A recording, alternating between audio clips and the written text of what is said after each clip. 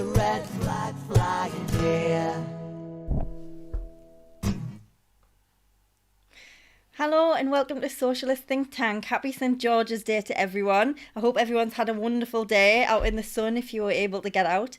We're really pleased to celebrate this day as we did with St. Patrick's Day with three absolutely fantastic guests who are going to tell you a little bit about their St. George's Day and who they want to pay tribute to on this very special day. So first of all, I'd like to go around the room and just do a quick introduction of yourself, and I'll start with whoever's next on my list, and that is Alan. Hi, Alan. Hi, Laura. I'm Alan Mardghum. I'm the General Secretary of the Durham Miners Association. And I want to talk about a lad who's, a man who's very, very close to me. Sadly passed away about 6 or 7 years ago. That was Stan Pearce, who was a rank and file miner, the socialist activist, a massive influence in my life. Lovely. Oh, I'm excited to hear all about him. Someone as influential as you talking about somebody who's influential, that's going to be massive, Alan. And next we've got the lovely Rachel McGrath. Hi, Rachel. Hi. Thanks so much for coming on today. You're welcome. I'm so glad to be here as a trustee of the Match Girls Memorial Charity and a Labour Party activist. And I'm here to talk about my working class hero, or heroes plural, which are the Match Girls, and specifically the Match Girls strike of 1888. Oh, fabulous. We've actually heard a little bit about the Match Girls before. We had Sam on the show not long ago. So yeah, really thoroughly enjoyed hearing all about that. I can't wait to hear more. That's going to be amazing. And last but not least, the wonderful Raj Pal. Hello, Raj. How are you? Hi, I'm Raj Pal. I'm a curator and a historian, independent, I should say now. I am going to talk about Ernest Jones, Chartist leader. I have to be honest, I really struggled. I was absolutely spoiled for choice, as you will discover why. So in the end, I had to choose one, and I chose Ernest Jones. Oh, well, I'm really excited to hear all about this. This should be a really educational episode for me. So hopefully you won't have to really hear much from me and you can just watch me nodding along. So what we're going to do is we're going to go around. We're going to hear some stories. Please do comment in whichever chat you're watching. We are keeping an eye on it. If you've got any questions for any of our speakers tonight, please do pop them in the chat and we will try and get to them. We've only got an hour, so we'll do the best we can. But yeah, I'm really looking forward to it. So let's get started. Alan, if you'd like to just get started and tell us about this wonderful inspiration of yours. Yeah, when I was first asked, or when I first found out about this, and I was very, very keen to do it, I started thinking about the people who I've met, the people who've been a big influence, and there was so many. There was lots and lots of them. I mean, I've been privileged to share platforms and meet a lot of influential socialists, people like Dennis Skinner, who I've spoken at meetings with Dennis, Tony Bain, Arthur Scargill, people like Derek Hatton and Peter Taff and various others over many years. So, and I was thinking about that. My first thought was James Connolly, and I thought, oh Christ, he was Scottish and he fought for Irish independence, so that one would tick James Connolly off the list. And then I was thinking about it. And I thought about people like Davy Otter, who was a great influence and a great friend. But Stan Pearce, who I settled on. Stan was an amazing character, an ordinary rank and file miner who did extraordinary things. Stan was born in 1932 in no place and then moved to Washington.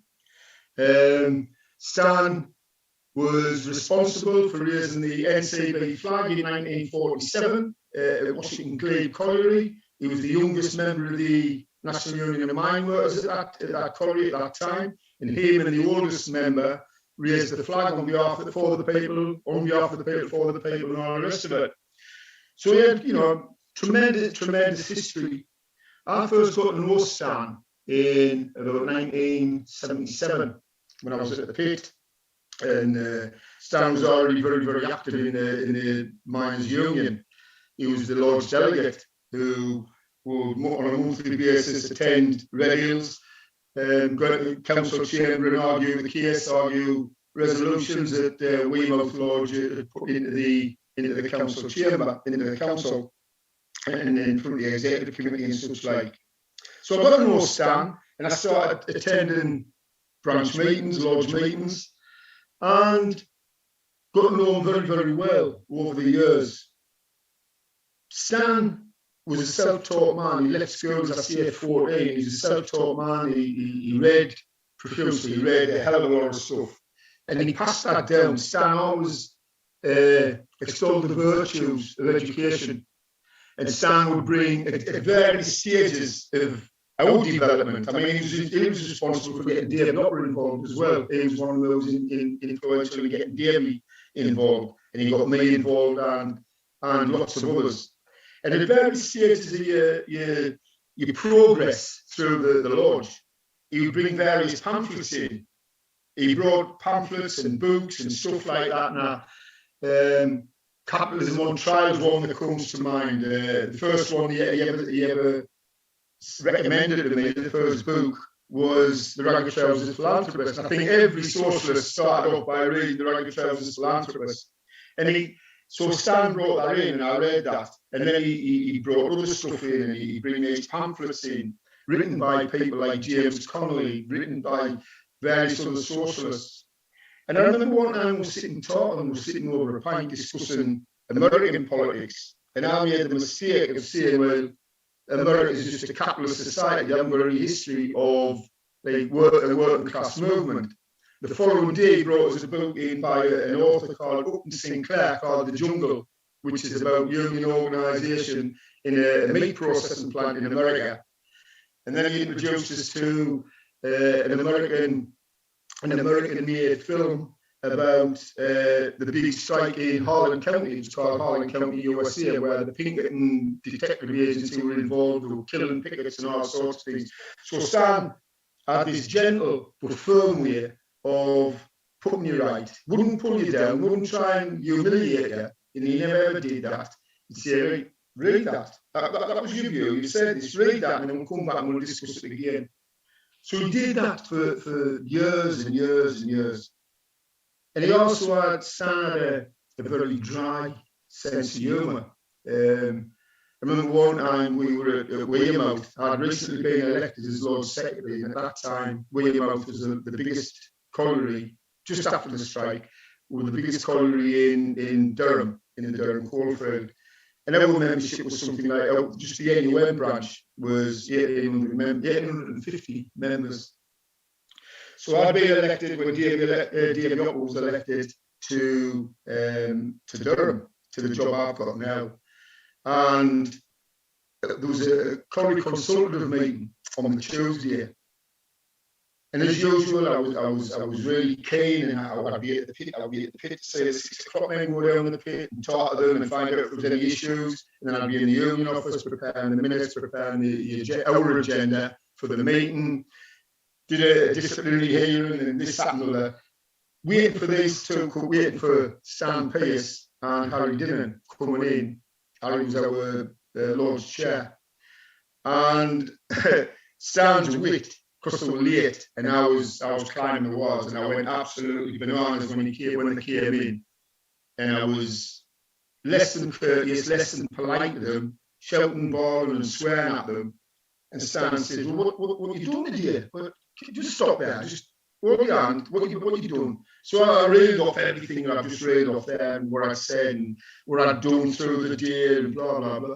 He said, "How old are you?" I said, "I'm 20. I was 28 or 29." He says, "And that's all you've done?" He says, "Alexander the Great had conquered half the known world by the time he was 25. What a way to pull you down." You know, I was full of myself. I'd getting this big job, this big position in the union, and he just gently just laid that in and said, "You haven't really done a lot of it." That's not much to shout about. And that was his wit. That was the wit of Stan. But Stan's legacy, in my view, Stan was a great educator. Wasn't a public speaker, wasn't a tub thumper, didn't particularly like public speaking. But he loved educating people. As I said earlier, he was responsible for, he was one of them, a major influence in my life, both in my political life and in the trade union life. Because years ago, when I first started the pit, there was still some of the old guard. Durham had always been a right-wing coalfield. Durham always was regarded as a right-wing coalfield. And I'll come on to that in a minute, how important Stan Pearce was in the history of the Durham NUM. Lots of the old men, probably younger than I am now at that time, but I'm in the early 20s, and some of the old men used to say to us, didn't get involved in politics, so concentrate on the union, that's all you're here for. They're like a very primitive form of syndicalists. That's what they believe. They believe that the union shouldn't be involved in politics, whereas the likes of Stan Pearce and others of his ilk would say, no, everything we do is political, and that's why we need to have a political education, and Stan Pearce a great emphasis on that. So he took it away, and he would take us to various militant meetings, and we went to loads of different types of meetings, which got us into bother years later, but that was by the by. The importance of Stan, he was one of the founding members of the Durham NUM Broad Left. That was a rank and file Broad Left, unlike lots of the other areas, the likes of Wales, South Wales, Yorkshire, Kent, Scotland. Their left movement was overseen and run by the full-time officials. In Durham, that wasn't the case. So our full-time officials at that time were all regarded to be on the right. So Stan recruited the likes of Dave Hopper, Barry Chambers, who's no longer with us, from Blackhall, and he deliberately went round the coalfield, building up this broad left, a rank and file broad left, so that when we took resolutions to Durham, we knew we had a good chance of passing left-wing resolutions. In fact, it was so successful that the strike in 84-85 was actually coordinated and run by the broad left. I got involved in the early days. It was already up and running, but it was relatively early days, and I got involved in this. We'll travel around the coalfield, convincing others, and getting like-minded people from every. We had representatives from every lodge in the Durham area, and the massive importance of that was that had that broad left not taken control of the 84-85 strike, my view is, and it's a personal opinion, we could have been, the Durham area could have quite easily been regarded in the same vein as the Nottingham coalfield.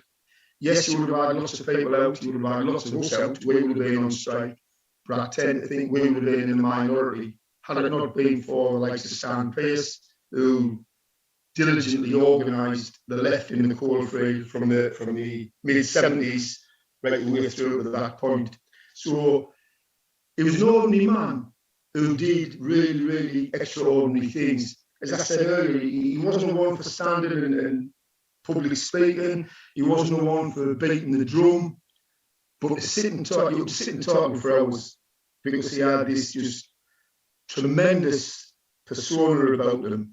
Everything was matter of fact. There wasn't trying to impress people. He wasn't trying to gain anything by it, other than impart the knowledge that he'd got over a long number of years. And as I say, when he died, he had a tremendous turnout. You had some really influential people on the left, politicians and trade unionists, who attended his funeral, which was a measure of the man. I mean, he was, I can't do him justice. I really can't. He was an absolute diamond of a person, a lovely man, who influenced so many people. And I hope in my case and David Hopper's case and the rest of it, I hope that was a positive influence. I certainly regard it as that. So basically, that's, in a nutshell, that's Stan Pearce's life and the influence he had on me. So as far as socialists go, and as far as working class heroes go, if you like, Stan is right up there for me. That's incredible. He sounds so amazing. I think the overriding thing I took from that was that he was someone who wanted to give working class people the tools to fix their situations or improve life for themselves or others. Would that be a fair assumption? Yeah, very much so, Laura. I'm trying to think of some of the little things he used to say. I mean, he was forever, he would make a difficult or a couple political decisions or political situations that could have just put it in a nutshell and explaining it simply to simple people like the lads who were sitting there. And he never did that. He valued education, he valued important knowledge, and I hope that's something that I try to do now as I've got some more experience. I'll never be as good as Stan Pacer, but you look and you just think that is the right way.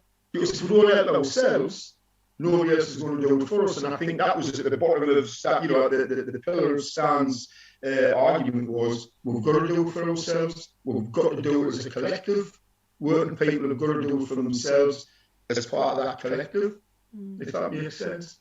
It really does, and it's something that resonates with, I think, a lot of us now who are trying, maybe less successfully, to do the same thing. That's amazing. We've had some lovely comments in already. I think very much people feeling like a bit of hope that one person can change things. I think there's plenty of people who want to do things at the minute but feel like it's just lost, and it's not if you haven't got a big team around you, but obviously one person can really make a huge difference. So thanks, Dan, for everything. I think if you ask people who were involved in the Durham coalfield, ask any of them, people on the right and the left, you'll not find anybody, I don't think, who will have a bad word to say about Stan. He was just such a great man. And I didn't use that lightly. He was truly a great man. We had some great times taking the mickey out of each other and pulling each other down in a closed community. You know, in a closed group, we used to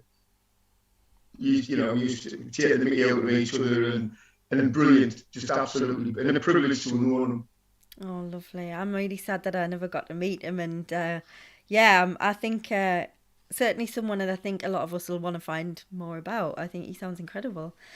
Alan, I'll come back to you because I don't want to leave everybody sitting for too long.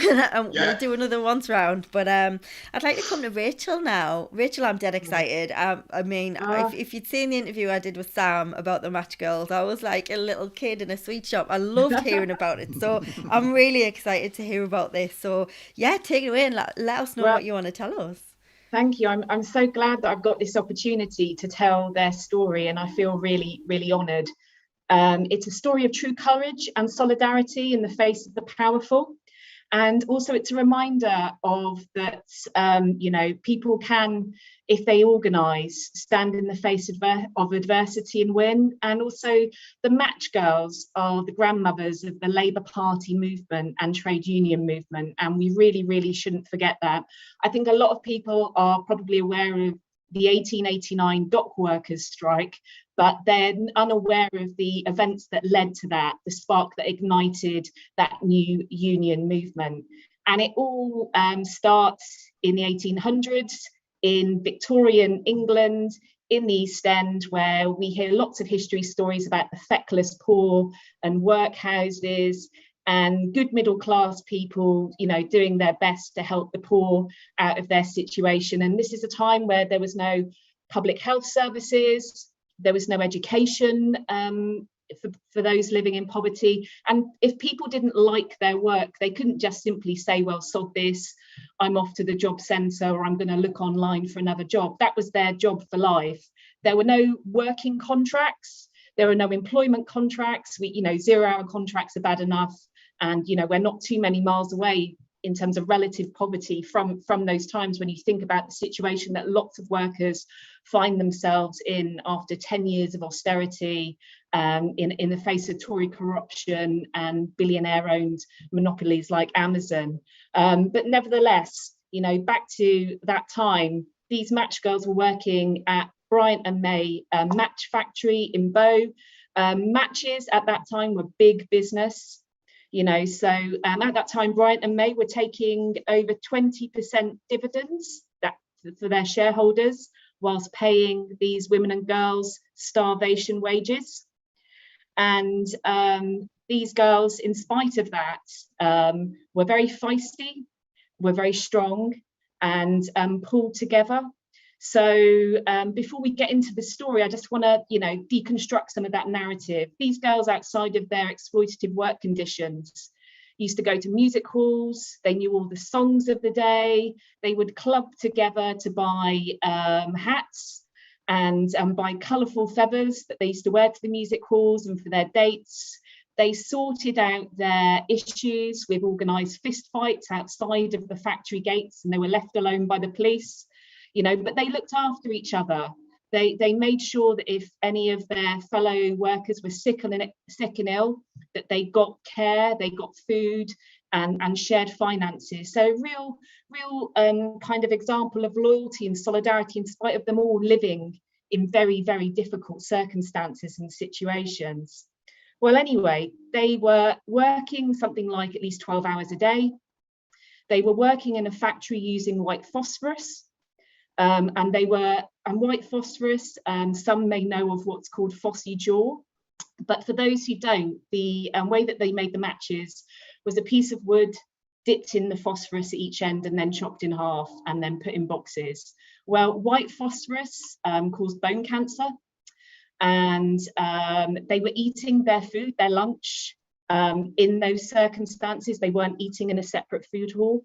They were already paid exploitative wages, but there was a system of fines that the foremen and managers put in place. So they would get fined for having dirty feet. They would get fined for being late. They would get fined if they had an accident at work. And at the first sign of toothache, which was the first sign of developing phossy jaw, they would be told to go and get their teeth pulled out, otherwise be sacked. So just extraordinary, horrific circumstances. So anyway, there was a little bit of, I think, a revolution in the air of 1887. And during that time, we had a number of socialist activists that you may have heard of, like Annie Besant and the Fabian Society. They got wind of the circumstances of the women and girls at the Bryant and May match factory. And they went to interview them. Annie Besant, who was running a newspaper at the time called The Link, and they were a campaigning newspaper. And she published, after interviewing the girls, she published a article called White Slavery in London, exposing their exploitative conditions. Well, Bryant and May went ballistic. They threatened to sue. They tried to get the women and girls to sign a letter to deny the actual truth of the article. But the women, in spite of their circumstances and in spite of the threat of loss of their jobs, they recognised loyalty, and they recognised what Annie Besant had done to expose their conditions. They refused to sign the letter at the risk to their own livelihoods. And as a consequence, one of the key women was sacked. So this triggered the match girl strike of 1888, because as a result of that one woman being sacked, 1,400 women walked out and went on strike. And within days, the match factory was at a standstill. No work was happening. So with the help of Annie Besant and other activists, they organised themselves and negotiated. First of all, they went to the Houses of Commons to meet with some members of Parliament to talk about their circumstances. Here in Northampton, we know Charles Bradlaugh MP, who stood up and spoke about their conditions in Parliament at that time. He was a colleague of Annie Besant's. The women then went to the factory and negotiated with the managers for better pay, for a separate place to eat their food, aside from white phosphorus, and also for the fine system to cease. And within 2 weeks, they had won all of their demands, which is extraordinary. So for me, the match girls are about the fact that if we organise and if we work together and look out for each other in the face of adversity, in the face of powerful, in the face of those capitalists who would like to put greed before people's welfare and well-being, we can win. And sometimes that's a hard slog. But I think take heart from the match girls, because they had nothing. They were at risk of permanent exclusion from employment ever again by going out on strike. But I think sometimes if you've got nothing left, and you organise, you just say, actually, do you know what? I'm not going to put up with this. I am going to stand up for my rights. And I think they, as the voice of women in the room of the trade union movement, really ignited the spark of the new trade union activity that happened and subsequent trade union organisation, because they won their strike. Then the dock workers subsequently in the second year won their strike. But actually the dock workers were the brothers, were the sons, were the husbands and friends of the match girls. They were also a mainly Irish community living in the East End. So they're not disconnected. There's a crossover of these campaigns. But interestingly, in 1871, 17 years prior to the match girl strike, there was a match tax protest at the girls, or some of the girls who were then at the Bryant and May factory, which were also involved in standing up for pay. And that was to do with the government at the time threatening to put a tax on matches, which would have inadvertently impacted on the poor and would have inadvertently impacted on their wages and jobs. So on a very rare occasion, this is where management was in alignment with the workers. They went out on strike, Queen Victoria intervened, and they won their cause. But some of those women and girls were probably involved at that time. And, you know, those small movements within history, within social history, change people's experience. It's quite interesting because the match girls are seen as these uneducated Irish women living in the East End. They instinctively knew how to organise. They instinctively knew how to campaign and lobby. Annie Besant is an amazing activist, but actually if the girls hadn't lobbied her, if the girls hadn't, you know, got her on side, which is what you do when you campaign, you get people on side to your cause, possibly they would never have won their strike. And I think that in terms of our history, we need to remember those who went before us. You know, we're standing on the shoulders of giants. And so I just want to read out their names and then give a shout out for an event. So I think it's really important to speak people's names. And the members of the 1888 Strike Committee and First Union Committee were Louisa Beck, Sarah Chapman, Mrs. Mary Cummings, Mary Driscoll, Alice Francis, Julia Gamilton, Ellen Johnson, Eliza Martin, Mrs. Mary Knowles, there's lots of Marys, you'll see a repetition of names, Eliza Price, Kate Sclater, Jane Staines and Jane Wakeling. And tomorrow we are doing a big shout out on social media to remember the 150th anniversary of the match tax protest and also what led to the 1818 match girl strike. So if you want to get involved, take a picture of yourself with a match safely and with a lit match, and then either post it on with your Twitter handle or send it to the following email, which is matchtax150@gmail.com, and we'll post it for you. And matchtax@gmail.com. Matchtax@gmail.com. Yep. So yeah, I think I've said that right. Yeah, matchtax150@gmail.com, and then we will be able to set off a little bit of a kind of Twitter trend to say thank you to these marvelous women and girls who just remind us that it's important to stand up for each other. And when we do, and we look out for each other and we unite and organise and educate, as Alan said, we can achieve amazing things. And also we're doing a big shout out because the sort of what we want is we want a statue or memorial so that we have, I think we need more memorials and statues of everyday folk who do extraordinary things and not the great and good and angels and nymphs, etc. So thank you for listening. Oh, if I had a match Match Girls flag, I'd be waving it now. I tell you. Yeah, not only do we need more working class statues, we need more statues of women. Dear Yes, me, we really absolutely. do. Yeah, 100% behind you on that. I genuinely have tried to get involved. I couldn't find any matches. I don't own any matches anymore. So I'll go to the Use a shop. lighter. If I can use a lighter, I'll do that. Or maybe I'll get Yeah, Rochelle, who's our graphics designer, to superimpose one in and make me look really cool. thank you. But yeah, if everyone can get involved in that, please do, because it's such an important thing to remember. I mean, it was quite literally the start of the trade union movement here, really. Like, in that form of collectivism and working together. I just think it's brilliant. I love the fact that you call them the grandmothers of the trade union movement as well. Or maybe the great-great-grandmothers, but you know Possibly. what I mean. One thing that really stood out for me during that wonderful piece, Rachel, was early on in what you were saying. You said that you quoted that somebody called them the feckless poor. That's been used recently. Yeah, exactly. About working class people. It's not too many miles away or years away, you know. So and I think it's important for us to, you know, remember that those in power have their own interests at heart.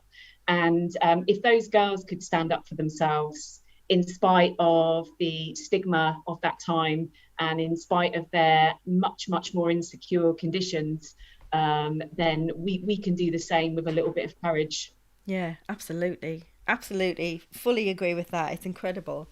Okay, last but absolutely not least, Raj, I'm so sorry we've kept you waiting so long. I'm really excited to hear about what you're going to tell us about, because I'm going to be brutally honest here and say I don't know enough about this particular group. So I'm very excited. Okay, so I want to tell you a little bit of a story. So up until the age of 17, I knew nothing about race, class, trade unionism at all. And then at the age of 17, I landed at Heathrow Airport, and my dad picked me and my mum up. And my dad gave me a lesson, a bit of a lesson. We didn't always get along, but he gave me a bit of a lesson. He said, look, two things, he said, three things really. He said the third thing is a bit rude.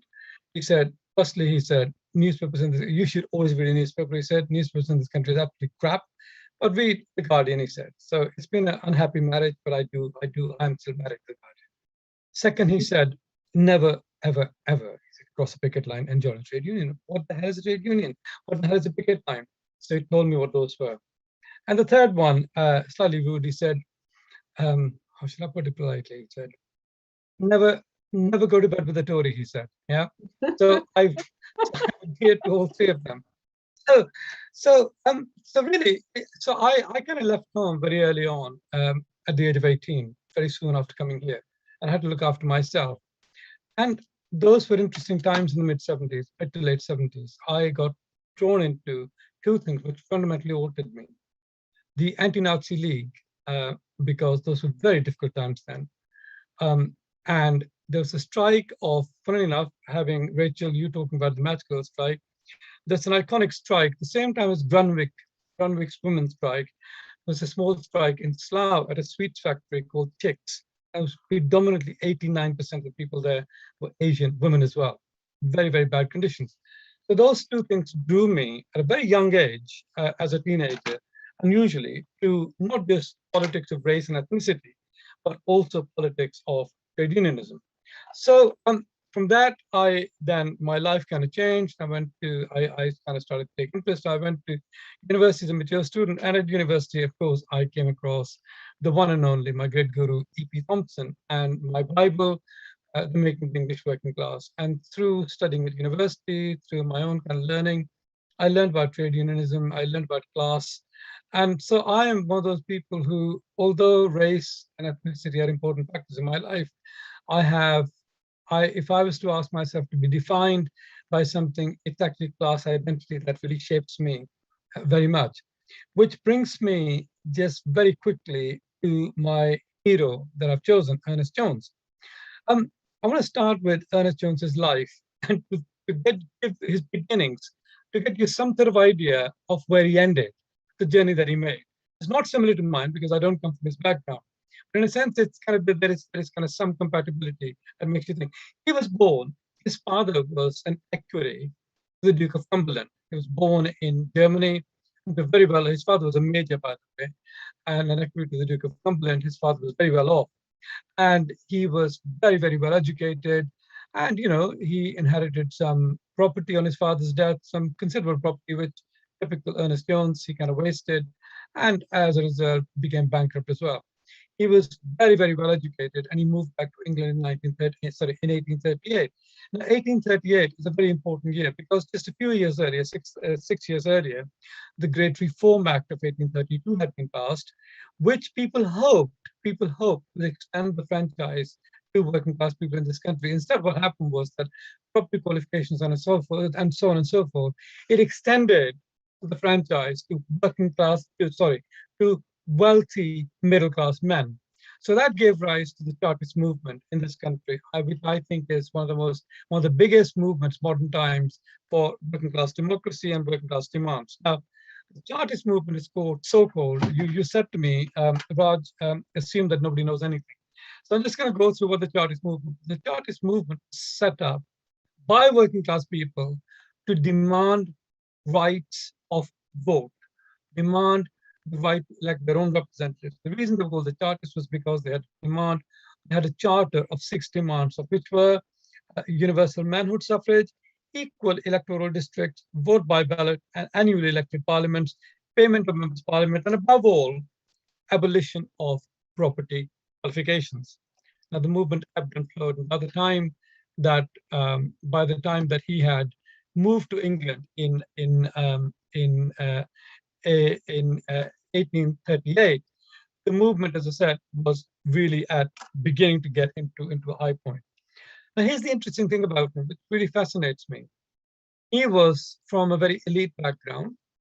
He was a fantastic novelist. He was a great, great poet, and reminds me somewhat of Shelley, from that same sort of tradition as Shelley, who I also admire very much. From this background, then to join, I mean, the world was his oyster as a rich man, as a very well-off elite kind of man from an elite background. He chose to be not just a Chartist, but he chose to advocate a wing of Chartism called the physical force Chartism, not the moral force one. The physical force Chartism was that if you have to, you should be prepared to use force to win your demands. So he was prosecuted. He made a speech saying in 1848, saying, soon, he says, within less than 2 years, the Chartist flag would fly on Downing Street. And he was charged with sedition, and he was punished. He was sent to jail. And when he came out of jail, he then dedicated himself. He's a friend of, personally knew Engels, personally knew Marx. He's a friend of Marx and Engels. He was influenced by them, and he actually influenced them.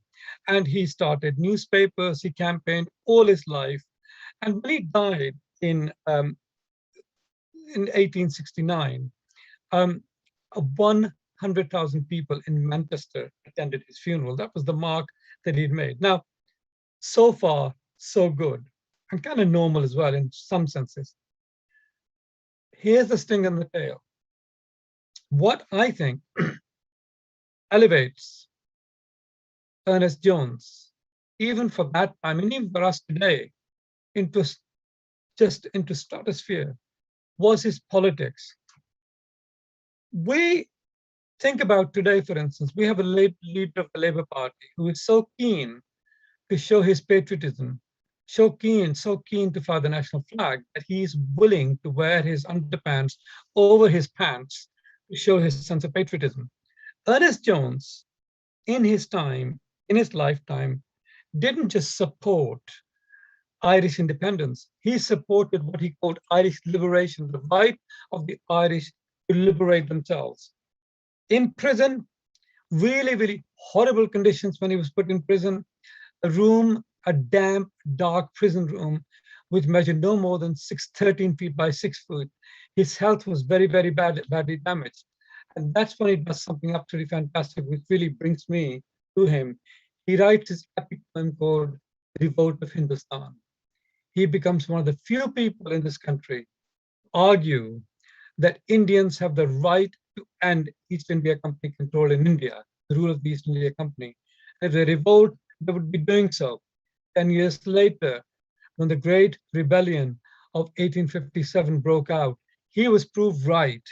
And he then argued that really working class people in Britain can learn a lot from what Indian soldiers and Indian civilians had done by rising up against. The rebellion had failed, but it was a great source of inspiration to him. So, in a sense, I said the fact that he supports both Irish liberation as well as the right of Indians to fight against British control in India, you begin to get a sense of a measure of the man, how special he was. In that atmosphere, in that late Victorian atmosphere of high jingoism, to in the mid-Victorian, I should really say, atmosphere, national atmosphere, jingoism, of ugly nationalism, for Jones to stand out for the support of both the Irish and particularly the Indians, I think is really something absolutely that elevates him to be a hero that I admire. Now, for me, the important thing is that what I've learned and the reason I admire people like him is that class is something that cuts across everything. Class cuts across race, it cuts across religion, it cuts across nationalism and ethnicity. And it is the one unifier, it's the one thing that affects all of us. It affects our life chances, it affects how we live, how we breathe, it affects what we eat, it affects how we, the jobs we do, everything about us. And I think someone like him, given that he came from a very elite background, actually stand up for working class people, for me, makes him a hero that I absolutely adore and I revere. And it's a great example, I think, today and for everybody in the future to uphold. And everybody had expected me. I'll just say this: when I told friends that I was going to do this, everybody expected me to talk about somebody black or Asian. I have deliberately chosen not to, because important though they are, my source of inspiration, the thing that really makes the hair on the back of my neck stand out, are the working class heroes of the 19th centuries. I think Laura used the word, you used the word, I think I think you, Rachel, perhaps used the word, we stand on the shoulders of giants. They were the giants. They were like the stormtroopers in the First World War who went over the trenches. They took the heaviest casualties so we can be here today and fight for our rights. So Ernest Jones is someone who stands out to me as my great working class hero, as my inspiration. Amazing. Thank you so much for that. That was so interesting. I'm embarrassed to say I did not know half of that. And that was absolutely fantastic. I love the fact that somebody who was born into wealth, it just is a testament to the fact that people can have morals even if they've got money, and we really lack that a lot. And so, yeah, he is absolutely a hero if you can then, and try and take on something like the East India Company, dear me. An island. An island, yeah. These are not small issues. These are like huge things. So, yeah, huge round of applause to Ernest Jones there. I think we definitely need to do a full session on him. In fact, we probably need to do a full session on everybody we've talked about tonight. And yes, we'll have the Match Girls back on again, please. Just because it's amazing. I just feel like I've learned so much tonight already. And I'm just really excited, and it's really nice to hear positive stories from the UK, because St. George's Day, we celebrate England, and it's been getting a bit of a bad rap, hasn't it? It's the English flag gets synonymous with sort of, I don't know, violence and racism and all of that. So it's nice for us to be able to tell stories of people who actually did make a positive change and a real difference. And I think personally, I'm with you, Raj. I think that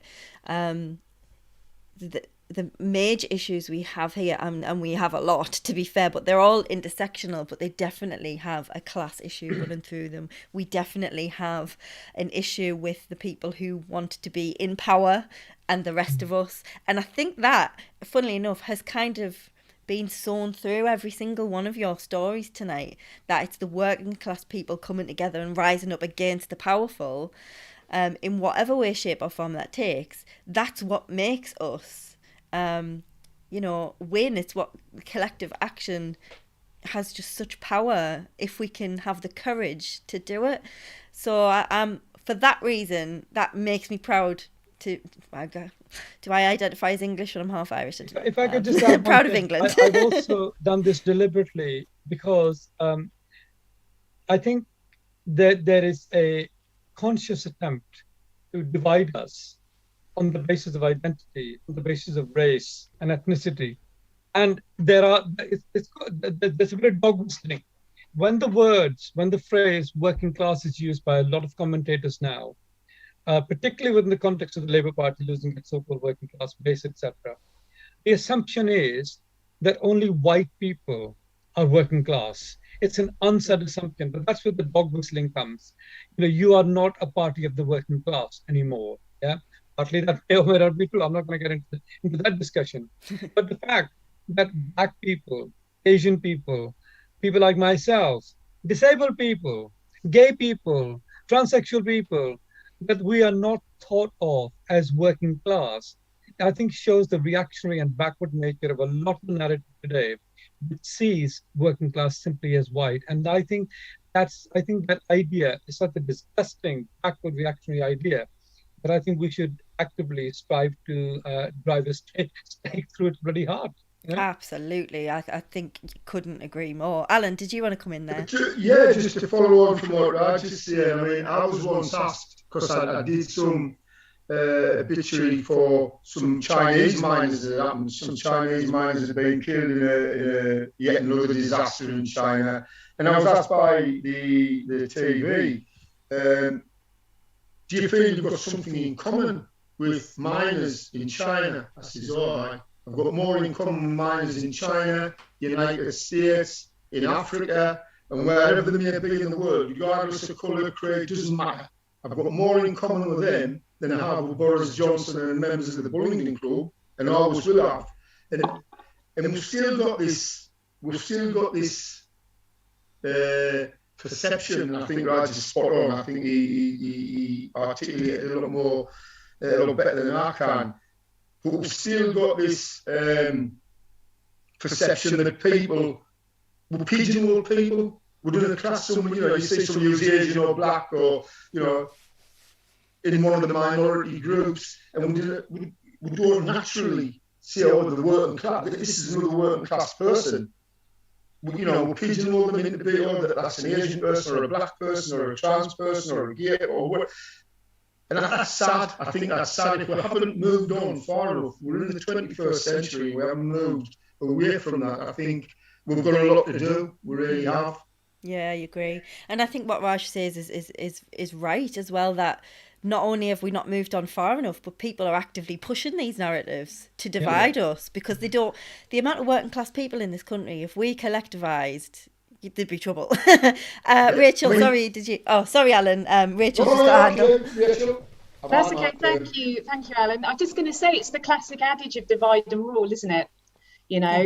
Make people fear and hate others that they perceive, being told by the Tories et al. That they're actually really the problem. It's to make us, be divided, and with that in mind, the St. George's flag, which is used as this sort of bastion of kind of some English xenophobic kind of narrative, actually needs to be reclaimed, because St. George was born in the 3rd century AD in modern day Turkey, probably died in Palestine, was in the Roman army and never voted England, and he's equally celebrated in Venice, Genoa, Portugal and Ethiopia. And perhaps we need to reclaim that, and and recognise that the dragon that he slays is hopefully the dragon that we want to slay, which is capitalism. so that we commemorate St. George's Day as a national holiday, where we remember the importance of people's well-being and reclaiming the community soul, the post-1945 spirit, where we gave birth to the NHS, where we gave birth to a welfare system, which is everybody's right in this country, a safety net where we care about our neighbours. And we've seen that spirit happen during the pandemic, and that's what we should hold on to. Brilliant. Rachel McGrath for Prime Minister, anybody? We do have a few questions in. I've realised this always happens as well. I'm going to go through a couple of questions as quickly as I can. We do only have 10 minutes left, and I hate that because I always really enjoy these sessions. So, do the panel think that stories of working class and socialist history is deliberately covered up? And I think, Raj, I'll come to you on that one. Well, why wouldn't there be? I mean, education, for instance, and control of culture, shaping of culture, are really the two most important tools that any ruling elite has. As every single one of you knows, we live in an age today when there is a culture war going on. The right, the Tory tabloid press. I'm interviewing my friend, Professor Corinne Fowler, in a few days' time. Her book, Green Unpleasant Land, which is a reimagination of England's countryside, not the way we're taught to see it, but really as a place that was shaped by enclosures, a place that was shaped by profits and slavery and colonialism, etc., has had an awful lot of abuse from the media, from the tabloids, from the Tory press, and even the Tory MPs for questioning that. So I think the notion today of talking about working class identity or celebrating working class culture is something that's really essentially poo-pooed. But I really don't think that it should come as a surprise to us. What we have to do, though, is to understand the fact, and I think every single one of you here would accept this, which is that we cannot adhere to outdated notions of what it means to be working class. So when commentators, Tory commentators, or middle class commentators, when they talk about working class, they actually talk in really antiquated terms. Teachers, for instance, would never have been known as working class in the past. Bank clerks were never known as working class people in the past. But today, people are. So the notion of being working class is not necessarily to do with that type of work. It is to do with other factors, which I think we have to take into account. Yeah, I think it's incumbent upon all of us to try and think of imaginative ways of engaging, of telling stories. Yeah, I think that's, absolutely. We know a lot of people who sort of tell working class stories quite creatively, and we're really getting a bit obsessed with the idea of craftivism at the minute, so we'll definitely be looking into that. I think you're absolutely spot on. There was a couple of questions I wanted to touch on because I thought they were absolutely brilliant. There was one about women. Where did it go? There it is. Right. No surprise. Sorry, I don't want to pigeonhole you, Rachel, but I'm coming to you on this one. That's cool.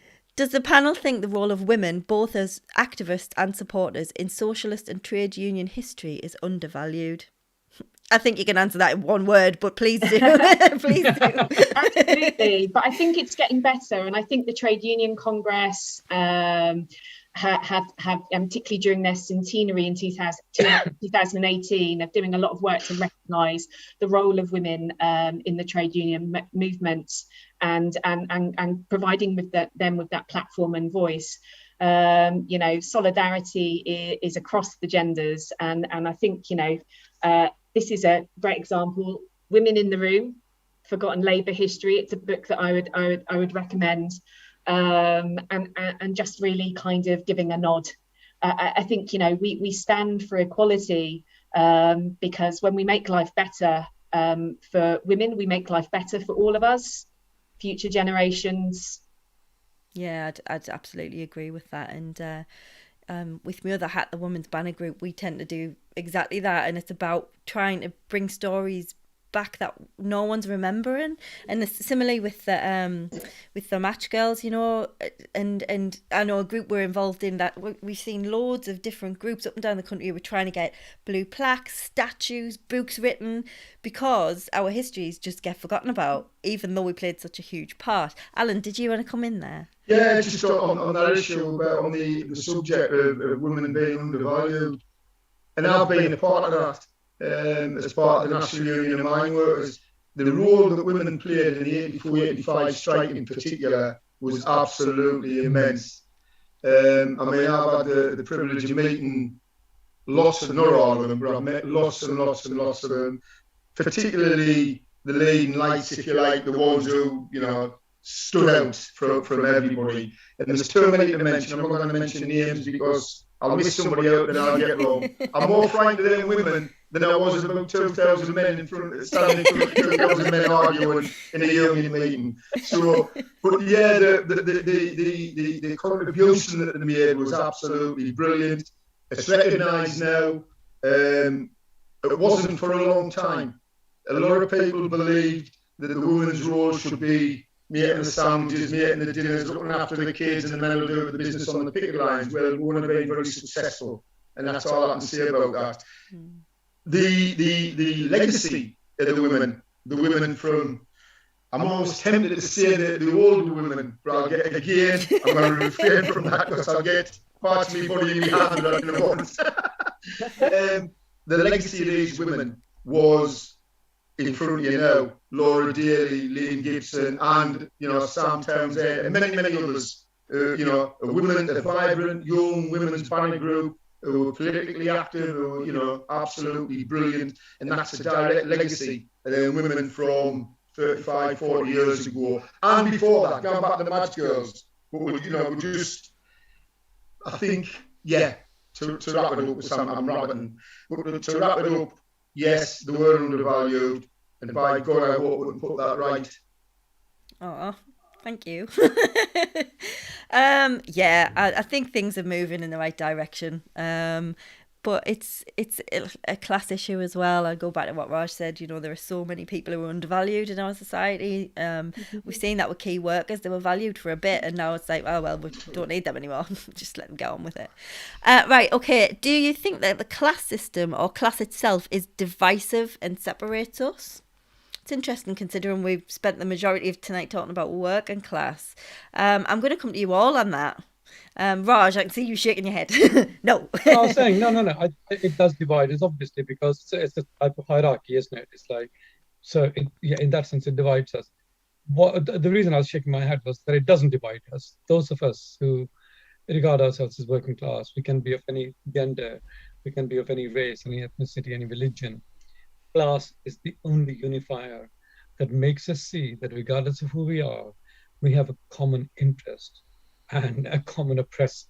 So in that sense, I cannot think of a bigger unifier, a bigger glue that holds us together than class. Nice. Okay. Right. Beat that, guys. Rachel? I think there are 99% of us that should be together against the 1% who are capitalising on people's misery through disaster capitalism, through the pandemic, through cronyism that we've seen in the Tory government. And I think it's important to recognise people's socio-economic conditions. We're not living in an ideal world, and we need to recognise the difficulties that people experience when they're in financial hardship. We have a punitive, welfare system, universal credit, and people are pushing for crumbs off the table for this £20 uplift to stay. Well, we shouldn't just be pushing for a £20 uplift. We should be pushing for a proper social security system. And most of us are only 2 paychecks away from being in similar circumstances. And also, I think people need to remember that, it's great if your life is going well, and if you're not touched by poverty, and people suddenly say, well, where are all these people? Why do they need to go to a food bank? Well, there's a massive stigma attached to poverty. People don't come running out of their houses saying, oh, please help me, I'm in poverty. People are made to feel ashamed of their circumstances through no fault of their own. So what I would say is, if you're doing nicely, vote for a better life for others. If you're not doing so nicely, vote for a better life for yourself. And I think, that solidarity and empathy is why we have a safety net, why we had a welfare state, so that all of us at any time in our journey in life, when it's easy or when it's hard, we have something there that provides us and reflects our human dignity and our care for each other. Lovely. Yeah, spot on. Couldn't agree more with that. Alan, what do you think? I totally agree with what Rachel's just said. And, I would amplify the comments of Raj as well. It's in the interest of the ruling class to divide us. It really is. And that's why it's important. If they had to divide us and rule us, and they've done that for centuries, we haven't learned the lessons properly yet. And Rachel's spot on, I think. We need, the 99% need to get together and challenge the authority, the so-called authority and moral authority of the 1% of billionaires and press barons who dictate our lives. Definitely. I've really loved this discussion tonight, because it's just really solidified the idea of having to do collectivism, but also building on things. This idea of standing on the shoulders of giants. I know that's a cliche, but it's a cliche because it's true. You learn from the people before you, and you hope to carry that on. And I do think we need to try and do that on a much bigger scale. So yeah, there's a few more questions, but I just don't have time to ask them. One thing I have to comment on, though, is when we've been talking about how working class histories just don't get taught. Jane, who's one of our members, hello Jane, thanks for watching, said that she'd never heard of Peterloo until she watched the Mike Leigh film, and she did history at GCSE and A level. So that tells you enough, doesn't it? So we need it changing, I think. So what I'm going to do, because we are out of time, first of all, I just want to say a huge thank you to you all for being here with us tonight. I've thoroughly enjoyed it. It's been an education, and I'm privileged you've been here with us tonight. Also, if you have any links or anything that you'd like us to share, please do get that to me. We'll get them all out. I've already shared the email in the chat, Rachel, for the liking your match and where to send the picture to for tomorrow. Thank you. I will endeavour to do that. It might be a lighter. That's all right. Just show the flame bit. Yeah. So what I want to do is just quickly, as quick as we can, just any final thoughts, anything you'd like to say, just to wrap up before we say goodbye, Alan. Well, I think we just all need to remember that it's not really applicable for this audience, but I think, just remember, we are the many, they are the few. Let's fight them. Nice. Rachel? Join a trade union. Perfect. No, and never cross a picket line. Yes, and all the other... I'll leave the third bit out. No, we can add that. Don't sleep with a Tory. The great T-shirt slogan. Yes, absolutely. Let's get them made. Thank you so much, everybody. It's been an absolute pleasure. And just thanks again. And hopefully we'll see you all again very soon. We'll get you all on another show, I'm sure. Don't forget, if you've enjoyed this episode, everybody, to like, share and subscribe. You'll find us on YouTube. You'll find us on Twitter, on Twitch. We're literally everywhere. So please do find us. Become a member.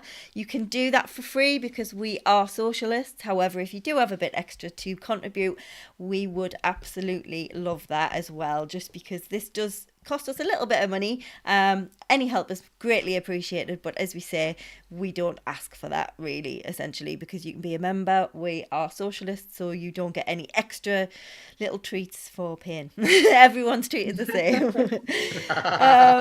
Thanks again to everybody, and good night and happy St. George's Day. Pleasure. Thank you. Thank you. Bye everyone. Bye. Keep the red flag flying here.